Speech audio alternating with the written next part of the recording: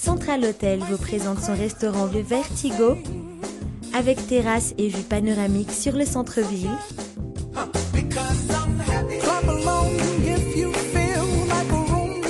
Vertigo vous présente Viva Événement.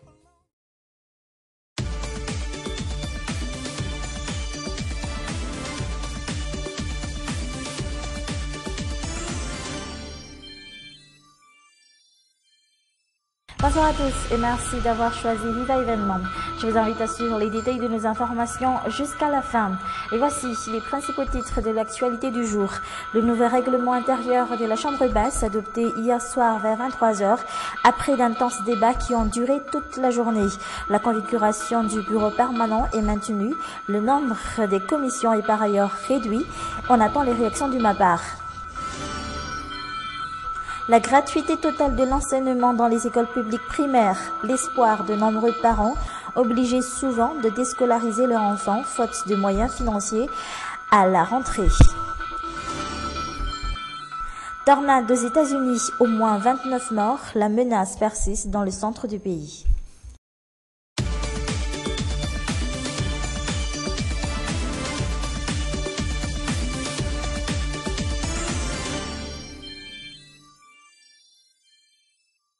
On entame le journal par la page politique. Il était 23h15 lorsque le nouveau règlement intérieur de l'Assemblée nationale a été adopté à main levée hier soir au terme d'une journée riche en débats tendus. Les députés, sans doute las de ces débats houleux, ont donc voté plus d'une quarantaine de chapitres de ce règlement intérieur. Il sera remis à la Haute Cour constitutionnelle dès aujourd'hui pour un contrôle de conformité à la Constitution. Il s'agit d'un document de 58 pages contenant 233 articles. Le futur règlement intérieur de la Chambre basse est élaboré à partir de deux projets de règlement intérieur, celui présenté par le bureau permanent et le secrétariat permanent de l'Assemblée nationale et celui proposé par la plateforme pour la majorité présidentielle, la PMP. La configuration du bureau permanent y est maintenue. Mambo Café Channel.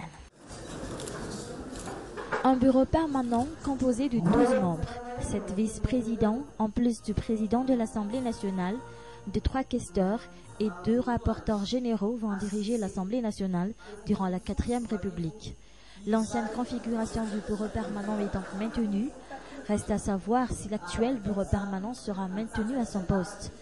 Autre changement, le nombre des commissions. Désormais, il y aura seulement 25 commissions à Timbazaz contre 31 auparavant.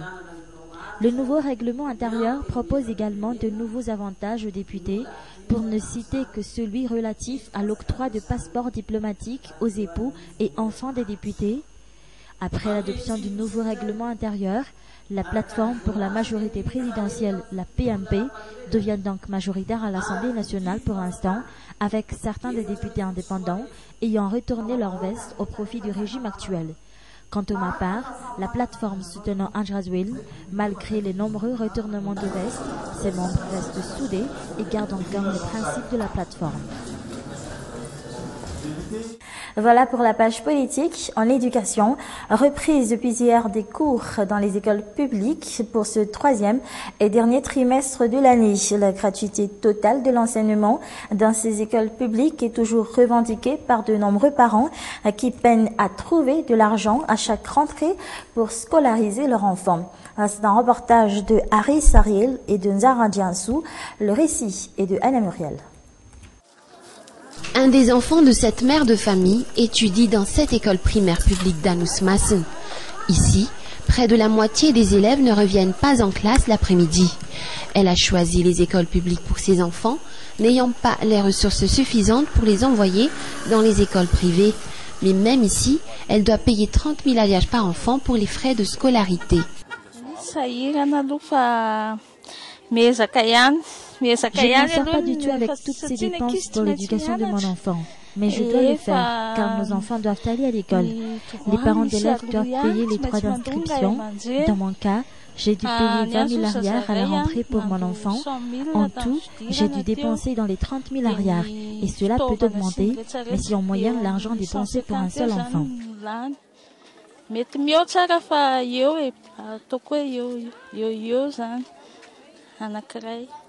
Une lourde charge pour les parents.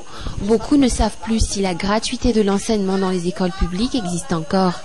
Actuellement, les frais de scolarité varient selon les établissements.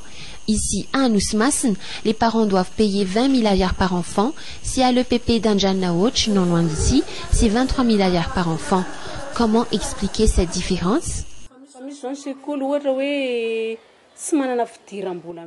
Certaines écoles n'ont aucune autre source de revenus. Les parents doivent donc prendre en charge le salaire des enseignants femmes et le budget de fonctionnement de l'école.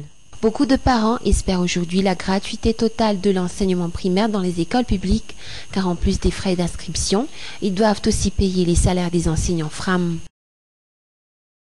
Santé à présent, le paludisme ne fait plus partie des maladies mortelles à Madagascar et se trouve actuellement à la 8e place dans la liste de ces maladies à risque. Plusieurs médecins et chercheurs ont présenté officiellement ce jour les résultats de leurs recherches sur cette maladie tropicale. C'était à nous ce matin. Atelier entrant dans le cadre de la célébration de la journée mondiale de la lutte contre le paludisme qui est à l'origine de plus d'1 million de décès dans le monde tous les ans. Et en parlant toujours de santé, les plantes médicinales malgaches ou les roquins du Malagasy sont loin d'être dépréciées chez nous, du moins par la population rurale et la frange économiquement pauvre de la population urbaine. Mais aujourd'hui, certains médecins demandent une meilleure réglementation de cette médecine traditionnelle. Reportage de Anna Muriel sur les images de Nzara Dianso. Cette mère de famille vend des plantes médicinales depuis plusieurs années. Elle sait très bien quels sont les risques d'une mauvaise pratique de cette médecine traditionnelle basée sur les plantes. C'est un don pour moi et cela fait longtemps que je vends ces plantes médicinales, mais je dois suivre à la lettre certaines consignes que m'ont transmises ma grand-mère, car il ne faut pas utiliser ces plantes n'importe comment. Parmi les plantes médicinales les plus répandues et les plus utilisées, les feuilles d'eucalyptus, le jumba et le ravsaj qui guérit la fièvre. Et d'après cette vendeuse, ces plantes ont de nombreuses vertus.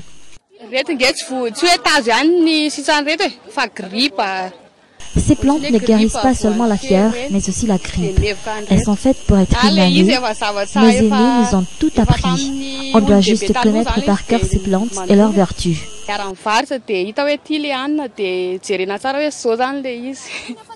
Mais pour certains médecins, pas question de reconnaître l'efficacité totale de ces plantes médicinales, surtout de l'eucalyptus, sur certaines maladies comme le paludisme.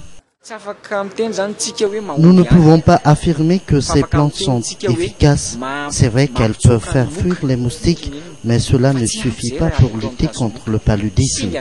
Elles représentent seulement 1/100 des éléments nécessaires dans la lutte contre le paludisme. Et si on veut lutter contre cette maladie, on doit se protéger et prendre des médicaments. Elles sont par ailleurs utilisées dans les recherches sur le paludisme en vue de l'élaboration de nouveaux médicaments. Les recherches sont toujours en cours. Il y a l'IMRA qui a de nombreux documents sur le sujet. Nous devons travailler avec eux car nous avons besoin des résultats de leurs recherches. D'ailleurs, ce sont ces recherches qui sont à l'origine de ces médicaments utilisés dans le traitement du paludisme, pour ne citer que l'ACT qui est élaborée à partir des plantes médicinales existantes au Madagascar.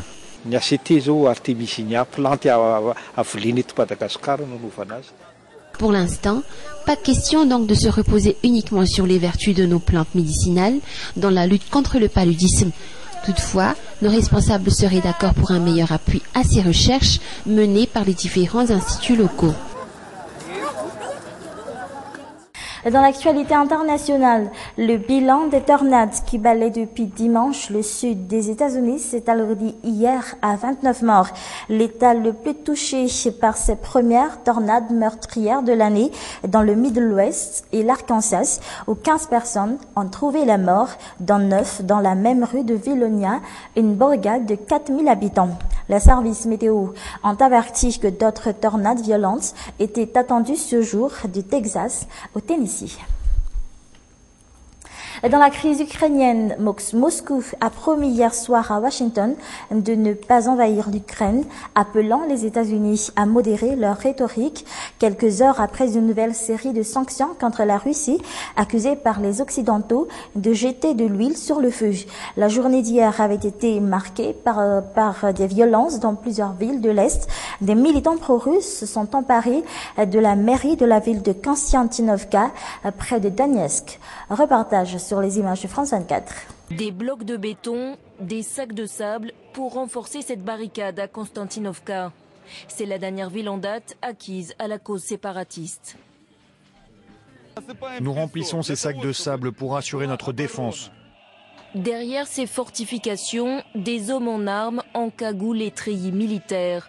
Certains portent même sur l'épaule des lance-grenades. Ils montent la garde devant la mairie de cette ville moyenne située au nord de Donetsk. Profitant de l'absence du maire, ils occupent les lieux depuis lundi matin. Une arrivée accueillie avec enthousiasme par une foule d'habitants. Ici, nombreux sont ceux qui portent déjà le ruban noir et orange de la cause séparatiste. Les paramilitaires, eux, n'ont pas d'insigne ni de drapeau sur leur uniforme, ce qui ne semble pas poser problème aux habitants. Ce sont nos hommes, ce sont eux qui nous défendent, qui protègent les simples citoyens de Konstantinovka. Nous avons confiance en eux. Tout ce que l'on pense, c'est qu'ils auraient dû venir plus tôt. Nous les attendions. Près d'eux, des volontaires rejoignent Milice du Peuple, un groupe d'autodéfense improvisé. Leurs ennemis, disent-ils, sont les nationalistes de l'ouest de l'Ukraine. C'est ma ville, je vis ici, j'ai une famille et des enfants. Je vais me battre pour moi-même et ma famille. Nous n'avons pas besoin de ces voyous de fascistes. La plupart à Konstantinovka soutiennent les séparatistes, mais tous ne partagent pas leur enthousiasme. Nous avons une Ukraine unie. Nous n'avons pas besoin de créer tout ce bazar. Seulement un quart des Ukrainiens soutiennent le référendum.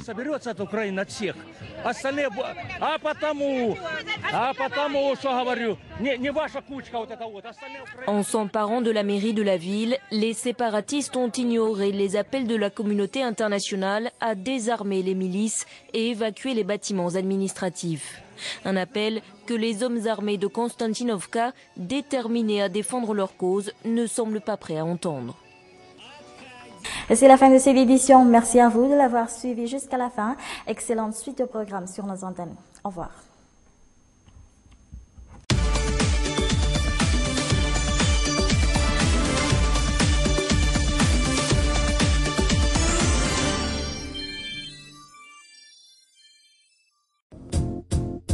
Central Hotel vous présente son restaurant Le Vertigo avec terrasse et vue panoramique sur le centre-ville.